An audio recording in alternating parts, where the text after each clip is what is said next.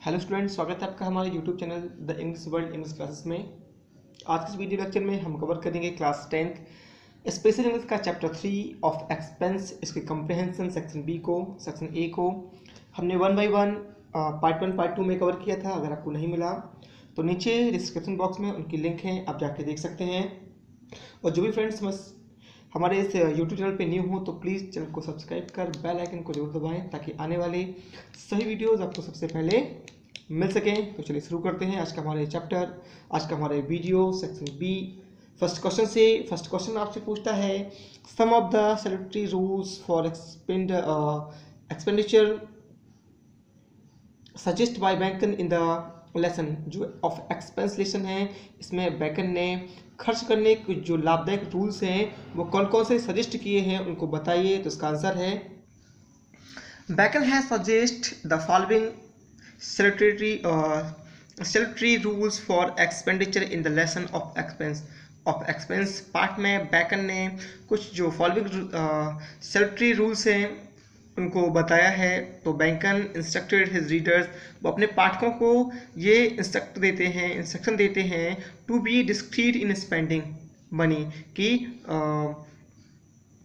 To be discreet in spending money according to him, कि वो स्वयं के अनुसार ही अपने जो पैसे हैं उनको खर्च करने में विचारशील बने। One should spend only a fixed portion of his income, हर किसी को या किसी को भी अपनी जो इनकम है उसका एक निश्चित हिस्सा ही खर्च करना चाहिए। The servant and employed should not lead on, जो सर्वेंट है और कर्मचारी है वो उन पर भरोसा नहीं करना चाहिए।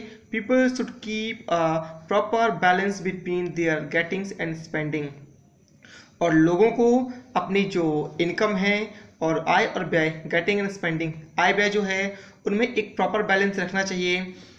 They should never be wasteful in their expenditure, और उन्हें जो अपना व्यय है उसे व्यर्थपूर्ण तरीके से नहीं करना चाहिए।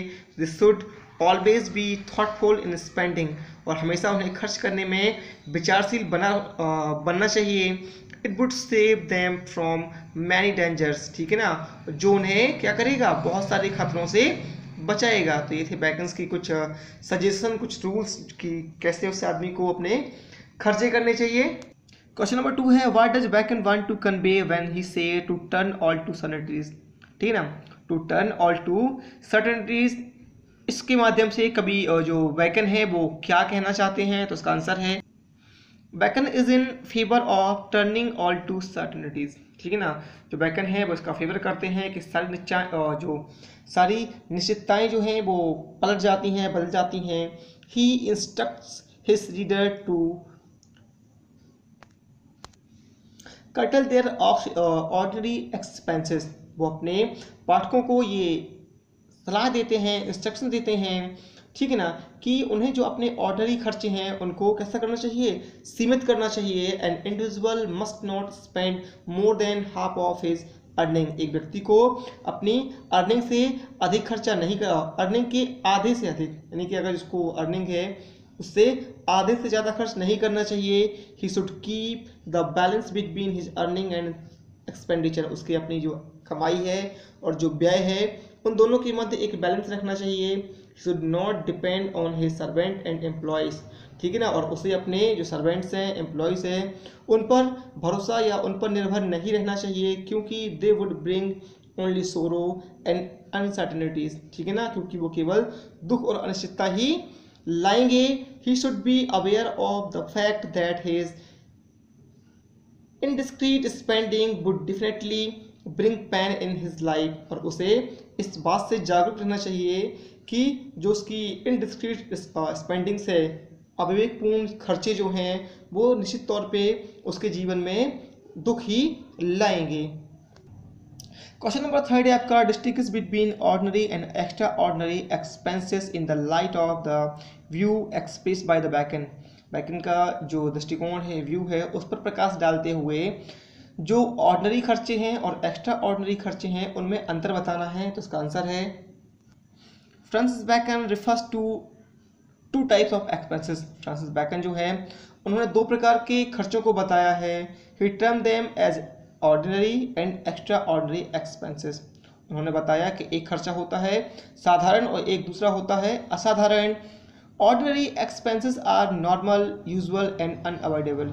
जो साधारण खर्चे होते हैं वो नॉर्मल होते हैं, यूजुअल होते हैं और जिन्हें टाला नहीं जा सकता, है ना। They can be calculated in advance. लेकिन जो expenses on food, clothes and other essential are necessary expenses, जो खाने पे, कपड़े पे या दूसरी ज़रूरत के सामान पे जो खर्चा होता है वो नेसेसरी एक्सपेंसेस है।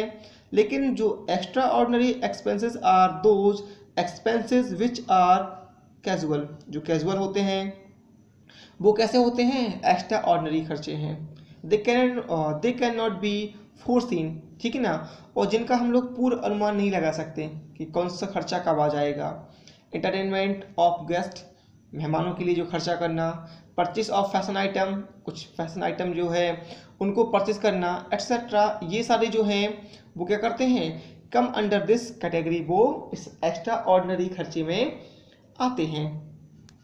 क्वेश्चन नंबर 4 आपसे पूछता है how should riches be spend and husbanded to the best advantage. Support your answer with textual reference. पाठ्य पुस्तक के या पाठ के संदर्भ के अनुसार आप ये बताइए, ये हमें देना है, अपना आंसर देना है कि जो संपत्ति है उसका खर्च करना और उसका प्रबंध करना किस प्रकार से लाभदायक है ना। तो उसका आंसर है riches are mean to be spend and not to be wasted. धन का जो मतलब होता है वो खर्च करने के लिए होता है, लेकिन बेकार में नहीं। We should not depend on servants and employees. हमें अपने जो सर्वेंट हैं, एम्प्लॉयज़ हैं, उन पर निर्भर नहीं होना चाहिए। और other in managing our financial matter, और इसके बदले में जो हमारे फाइनेंशियल मैटर है, आर्थिक मामले हैं, उन्हें खुद ही और अदर हमें कभी भी जो है we should not depend on servant, employee और अदर। दूसरों पे अपने जो फाइनेंशियल मैटर है उनको मैनेज करने के लिए डिपेंडेंट नहीं होना चाहिए। द बैरड alone knows where the shoes pinch, क्योंकि जिसको चोट लगती है वही जानता है कि दर्द कहाँ है, या पहनने वाले को ही पता चलता है कि जूते कहाँ काट रहे हैं। Nobody else will feel pain while wasting your money, क्योंकि आप कोई भी जो है आपके पैसे खर्च करने में वो पेन फील नहीं करेगा। अ प्रूडेंट पर्सन, एक जो विचारशील व्यक्ति होता है, always save half of his earning, वो अपनी कमाई का आधा हिस्सा बचाता है। To avoid himself from sorrow, खुद को दुख से बचाने के लिए वो अपनी कमाई का आधा हिस्सा बचा लेता है। Riches should be spend keeping in view one's own state, संपत्ति का जो खर्च है वो किसी व्यक्ति को अपनी संपत्ति को ही या अपनी जो स्थिति है उसको देख के करना चाहिए। There should be a healthy balance between and the ordinary and the extra ordinary expenses, ठीक है ना। और उसे अपने जो ऑर्डिनरी खर्चे हैं और एक्स्ट्रा ऑर्डिनरी खर्चे हैं दोनों के बीच में एक हेल्दी बैलेंस रखना चाहिए।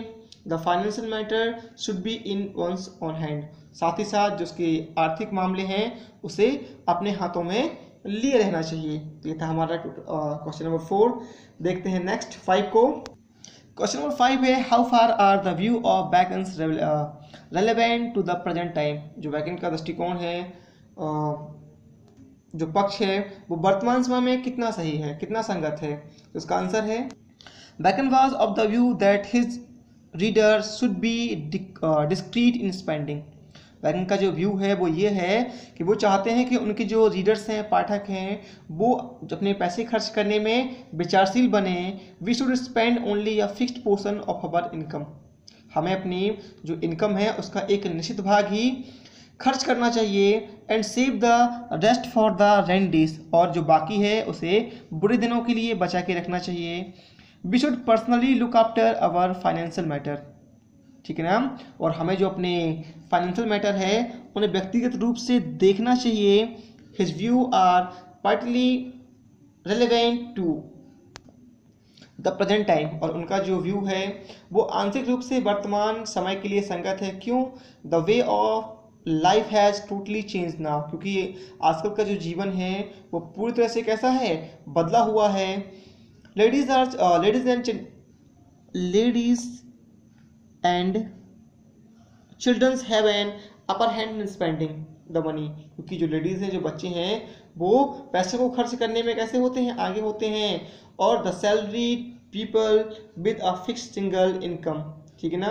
और जो सैलरीड पीपल होते हैं, जिनको सैलरी मिलती है, उनकी जो इनकम होती है वो कैसी होती है, फिक्स और सिंगल होती है, live from hand to mouth, और वो केवल जीवन निर्वाह ही कर सकते हैं। देयरफॉर तब the question of saving money is a silly thought, वहाँ पे पैसों को बचाना क्या है, मूर्खता भरा है, क्योंकि पैसे बच नहीं पा सकते, है ना। इन द प्रेजेंट सिनेरियो, वर्तमान परिप्रेक्ष्य में ऐसी स्थिति में पैसों को बचाना क्या है, पैसे बचाने का जो विचार है वो एक प्रकार से कैसा उपेक्षित है, ना के बराबर है।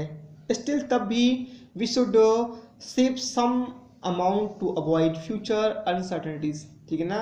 लेकिन तब भी हमें जो है भविष्य की जो अनिश्चितताएं हैं उनके लिए पैसों को बचा के रखना चाहिए।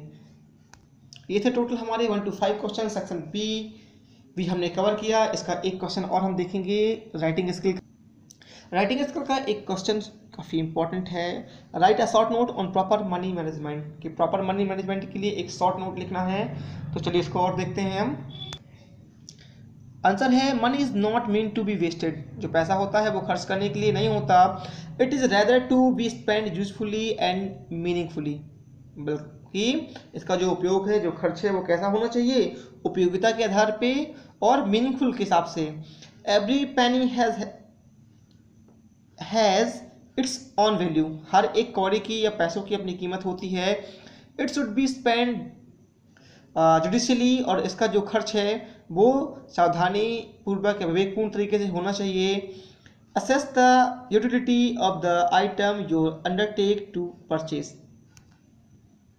Money should be spend open heartily और कंफर्ट, जो पैसा है उसका जो खर्च है वो आराम के लिए खुलकर होना चाहिए। The purchase of luxury should be neglected, लेकिन जो लग्जरीज है, ठीक है ना, वैभव है, उनको परचेज करने के लिए है उसकी उपेक्षा होनी चाहिए। Spend on the health and education, स्वास्थ्य पे और शिक्षा पे खर्च करना चाहिए। Spend the least on fashion item, ठीक है ना, लेकिन जो फैशन आइटम है उन पे कम से कम खर्च करना चाहिए। Eat well and clothe yourself well, ठीक है ना, बेहतर खाना और बेहतर पहनना चाहिए। Money should add to your joy and curtail your sorrow, ठीक है ना। तो जो पैसे हैं उनको अपने आनंद के लिए जोड़ना चाहिए और अपनी जो दुख है उनके लिए या अपने दुखों को संक्षिप्त करना चाहिए। तो ये थे टोटल हमारे 5 क्वेश्चन प्लस रेटिंग स्किल का है प्रॉपर मनी मैनेजमेंट। ऐसे हमने इसका जो कंप्रेशन था एक एक करके कवर किया। सेक्शन ए भी कवर हुआ, पार्ट 1 पार्ट 2 में किया था। अगर आपको नहीं मिला तो नीचे डिस्क्रिप्शन बॉक्स में उसकी लिंक है, आप देख सकते हैं। और जो नेक्स्ट है आपका सेक्शन बी, इसको हमने इस पार्ट में कवर किया। आपको ये हमारा वीडियो कैसा लगा हमें नीचे कमेंट बॉक्स में जरूर बताएं, और अच्छा लगे तो प्लीज़ लाइक और शेयर जरूर करें।